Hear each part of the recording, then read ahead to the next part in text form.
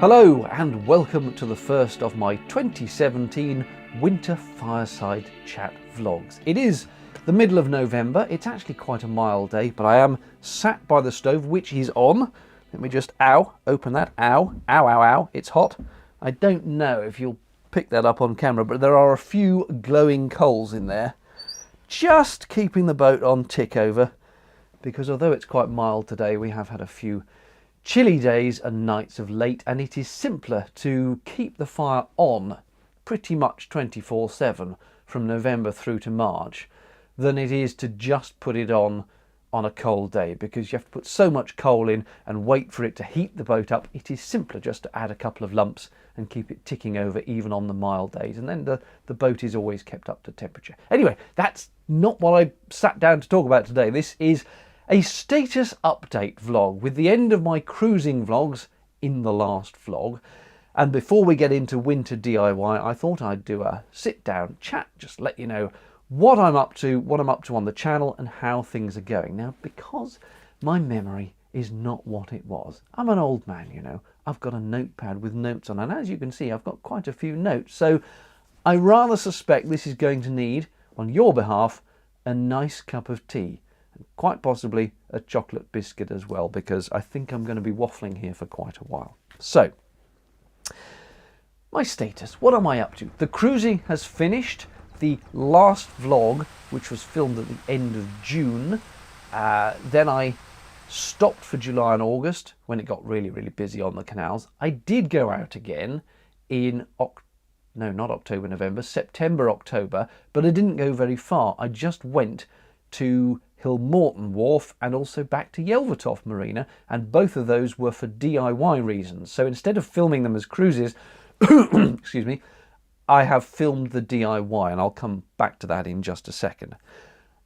At the end of October, I went onto my winter mooring, and I will now be on my winter mooring for the next 5 months or thereabout before next year's cruising begins. So that's where I'm up to. I might conceivably do an excursion or two over winter. I didn't go out at all last winter, but just to break things up a bit, I might, depending on if there's a nice day or something, do some local excursions. And by local, I probably mean a week's trip here and there. But I'm not sure, so that's to come. What is to come is some vlogs that I have done some pre-filming on, and also ones that I have organised to go and do some filming on. So let's briefly run through some of these. For example, when I was parked up over summer, I renovated my cratch cover, which is the blue canvas you see over the front of the boat, and that needed the algae on it killing. And I'd been sent some stuff by Kinver Canopies for review, and I'll tell you all about that in the full review vlog, but it suffices to say they didn't pay me to do it, and the editorial control is all mine. I always say that if people want to send me stuff, fine, send me stuff, but I will review it honestly and truly. So that was to kill off the algae, and then I also re-cleaned and waterproofed the cratch cover. So there's a vlog to come on that. My stove chimney here developed a leak in severe rain. There was just a tiny little dribble of raindrops coming down the stovepipe, and also the metalwork around the chimney on the outside was getting quite rusty anyway, so it was always on my things to do list. So I ended up taking the stove chimney off, and that turned into quite the exercise, but I filmed it all. That will make another vlog. Believe it or not, I've had the engine taken out. That's what I did at Hillmorton Wharf. The whole engine lifted out, which was quite dramatic.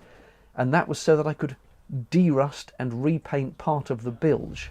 The bit that was rusting was the bit that was completely inaccessible due to the engine and batteries and pipework. The only way to get to it was to take the engine out, and it had to be done. It was really rusty under there, and I'd known it was rusty since I got the boat, and I dried it out as best I could, but it was horrible. And in fact, when I scooped all the rust out, you could see it was still holding water like a sponge. So I'm really pleased I did that.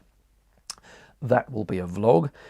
Then I went on to good old Yelvertoft Marina to self-black the boat. Blacking, putting on the bituminous paint that stops the boat rusting. And Yelvertoft had just had a brand new paint shed put up on their hard standing area, and I thought it was going to be just some polytunnel, but it turns out it's this massive metal construction big enough for 3 boats. They're going to be doing painting in there and everything. They had literally put it up about a week before I got there, and they were still doing finishing touches. But I wanted to try it out, and I assumed this was in October. I thought it will be raining every day, so I want to go and do my blacking undercover. Of course, it was a beautiful week of sunshine and loveliness, and I was stuck in the shed. Nonetheless, it was a good chance to test out the shed and see what it was like to work in there. So that's coming up in another vlog. I'm also all set to film. I've done one so far, but I'm filming some people who have got classic engines in their boat. So instead of the normal Lister or the Beta or the Isuzus or the BMCs, I want to talk to people who have got Gardners and Russell Newberys and things like that. So I've got 3 lined up, and I've filmed one already, and I want to know what is the attraction of a thumping great classic engine that probably, possibly, takes more maintenance than a modern one and has a character all of its own. So what is the fascination of these engines, and what does it take to own one? So I'm doing some filming on that, which I think will make a very interesting vlog. Whilst I was at Yelvertoft, I discovered I had a fault with my alternator, the details of which I will go into in the vlog, but it necessitated changing the alternator. On the face of it, this is a very simple task. You undo 3 bolts, take all the wires off the back, put the new alternator on. It turns out to be a little bit more complicated than that, because the alternator I got had a different pulley on it to the one I needed, so I had to change the pulley, and I don't have the right tool. So the vlog on how I changed my alternator is going to be how not to change an alternator. And it's worked, it's absolutely fine, but it involved screwdrivers and a lump hammer and a lot of banging and a lot of wincing. And so, yes, it has worked, but it's really not how you should do it. And I think, nonetheless, it's worth putting that up for interest and also an exercise in how you can bodge things if you don't have the right tool. And then another one I've pre-filmed is how you make a narrowboat. And I don't mean the internal fit out, literally the metalwork. I went up to Aintree Boats, which is, funnily enough, at Aintree near Liverpool, and they were lovely, very welcoming, and they just let me wander around their workshops, filming the guys with welding gear and masks on and all this stuff, putting together the steel shells of a narrowboat. And that is all vlogs to come that I have filmed or I have arranged to film. There'll probably be a couple more fireside chats, not least of all because I'm going to do a Q&A, question and answer video. I've mentioned this on my Twitter feed already, and I've put it on Facebook, and I've started compiling some questions. But if you have any questions, please do drop them in the comments below, with a caveat that I will come to in a couple of moments' time. But that Q&A will be coming up sometime in the next, well, probably in the next couple of videos, I suppose. I'm toying with the idea of doing the Q&A as a live stream video.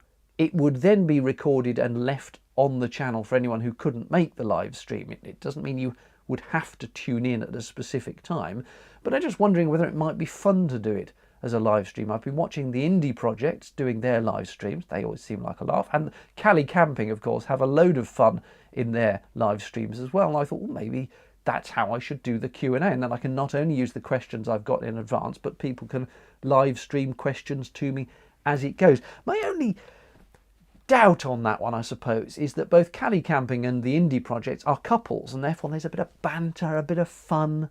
And if I'm just here on my own, I'm not naturally given to fun, as you probably know, so it might be a bit formal and straight-laced. So if I do it as a live stream, I'm wondering whether I should get a guest on, and then there'd be me and someone else, and there could be a bit of banter between ourselves and between you watching and the questioners. But it's a thought, and I don't know who that guest would be yet, so that's still to come. If it is going to be live, I will announce it in advance, obviously on my Twitter and on Facebook. And if you're not on those, or you're just not able to watch the live stream due to time differences around the world or whatever, I will still leave the recorded live stream up as a vlog in its own right with questions. Where are we up to? Oh yes, speaking of the Q&A, and I said drop any questions below. There is a little plea from me, and it applies not just to the Q&A, but to every video I've ever done.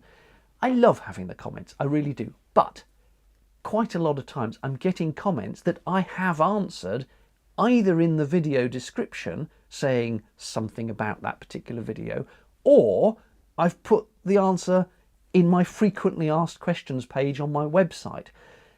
People are often, for example, saying, what camera kit do you use? It's in every single video description, and it's described in the frequently asked questions page.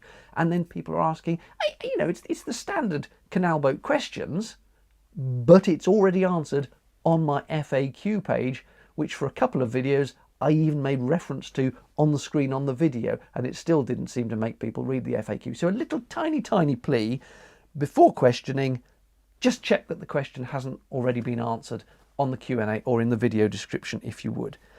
That sounded like a bit of a whine, didn't it? Sorry, it's not supposed to. I do love the comments, but after you've answered what camera equipment do you use for about the 1000th time, when I've already answered it. Moving on, and calm. The state of my channel, I'm pretty pleased with. I'm not up to the giddy heights of the indie projects with their 100k subs, but I am nearly at 25,000 subscribers, which is just mind-boggling for a channel that is all about narrowboats and my life aboard. And considering that this time last year, I think I was on about 9,000 and looking forward to hitting 10k, which happened at the end of January. And now here I am on 24-ish, just about hitting 24, I think, and looking forward to 25.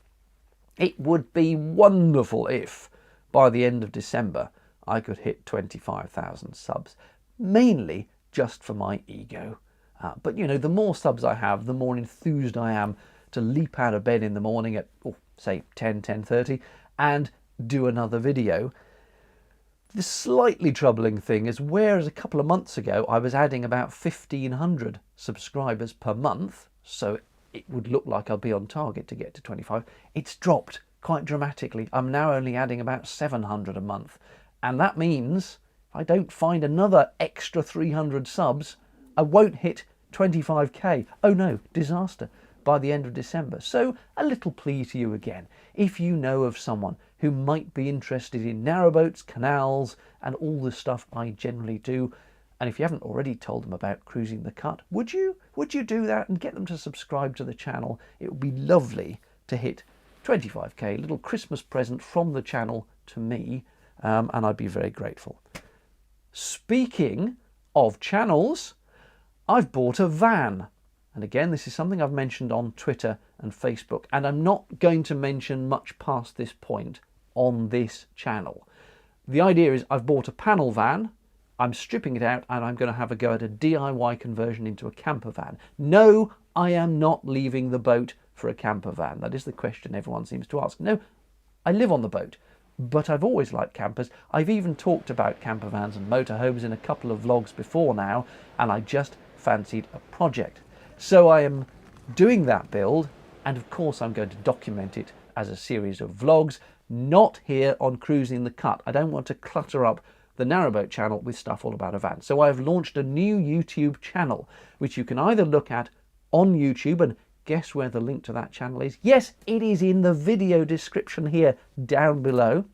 Or you can go and look at the new website that I've set up for it, vandemonium.co.uk, because no doubt it will be a fairly chaotic build, and pandemonium came to mind, hence Vandemonium. Vandemonium.co.uk or Vandemonium UK is the name of the YouTube channel, but link down below. So if you'd like to go over there, sub to that channel if you have any interest in van builds, and if you don't worry, I'm not going to bang on about it here on Cruising the Cut.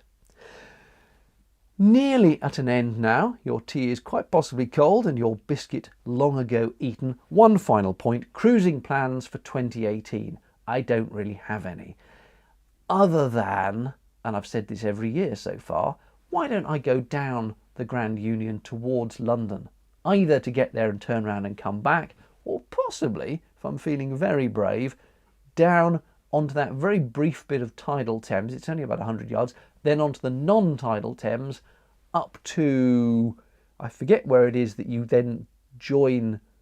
It must be at Oxford, I suppose. Yes, at Oxford, you join the South Oxford Canal and come up that. So basically do a big loop. I might do. It's a very provisional plan, and I've been meaning to go south down the Grand Union for ages and never quite got round to it. I've had a couple of comments from people saying, why don't you come up north? I've been up north this year. I went nearly all the way up to Liverpool. Now, I grant you that's not the northeast, Yorkshire and that, but Robbie Cumming has that covered in his channel, as do its narrowboat thing. So go and look at them for Yorkshire stuff. I don't have any plans to go that way at the moment. I did go up to Liverpool.